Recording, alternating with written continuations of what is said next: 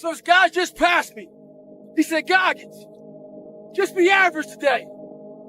Some of you just don't understand. Some of you been average for so damn long, you don't know what it is to do hard work.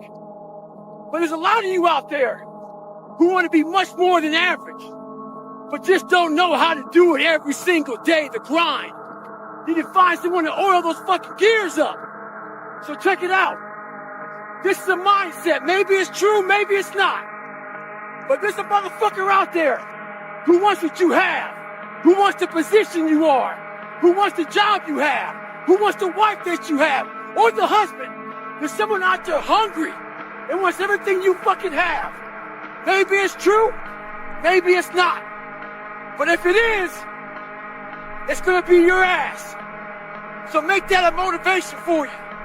Stay hard. Or it's when you get fired from your 5th job, you know, when your wife and kids are on your ass because they don't know how to support you anymore. There comes a fucking day where push comes to shove. Where being mediocre, being like average and shit just fucking burns and sucks so much. You can't deal with it one more day. And you get off your fucking ass and you create something that's always been there. It's always been inside of you trying to come out. But you've never wanted to unwrap it because there's too much fucking pain and commitment. You were scared you were gonna fail. You were scared if you started, you never finish it. You didn't want to tell anyone about it. You knew it was there, but you never wanted to embark on it. Until something fucking hits. You get fired or somebody else gets success, remind you of what you could have been. And then the fucking spark is born. And no matter what happens, I'm never gonna be in this boat again. And you get up and you go, even if it gets knocked down, you just keep going, you're a wild man. And life has never been so sweet.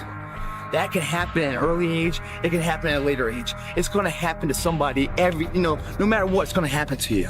And when it does happen to you, thank your lucky stars that finally you're alive. It's time to unwrap the potential you can be. Superior, man. It's within you. It's within every single one of us. And the people that have risen to that level were no different than any one of us. It's just they believed it and they were willing to work their fucking ass off to get it. You know, some of y'all are motivated by broke.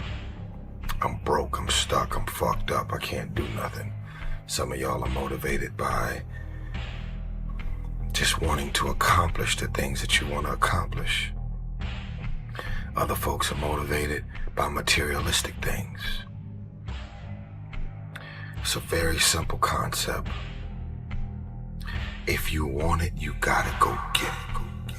And I promise you, every single person who wants to do something with their life and has done something with their life has gone through the exact chapter that you're going through, and it's the lonely chapter. It's the chapter where you don't fit in with your own friends, but you don't have the outcomes yet to fit into a new group of friends. And you're doing this thing, you're consuming content on the internet, you're doing these free tutorials online to try and figure out how to set up a podcast and where do I host this thing, and then you're going through this and you're like, is this even worth it? Because you have no signs of success. Right?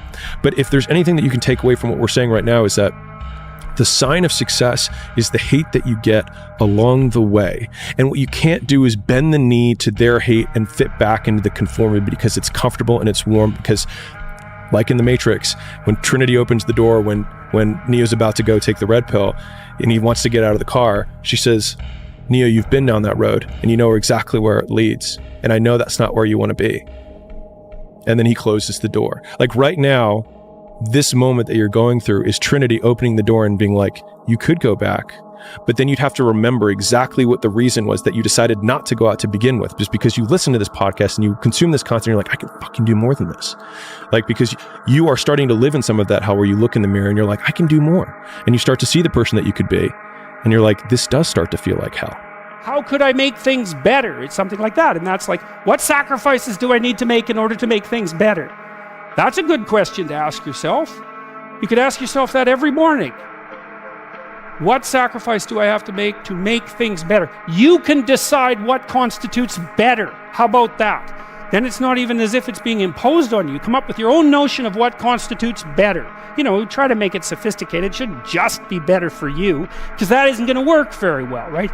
You're just going to fall downstairs if you do that, because you have to live with other people. And besides, it's stupid anyways. What are you going to do? Like, There's nothing you can even say about that. It's so, that's the attitude of a very badly behaved, hyper-aggressive 2-year-old. And I mean that technically. And so you could ask yourself, well, I have this day that lays itself out in front of me. What thing could I let go of that's impeding my progress, that if I let go of would make my life better, my family's life better, my culture's life better, my being better? And then that would give you something to do for the day, wouldn't it? And to justify your miserable life.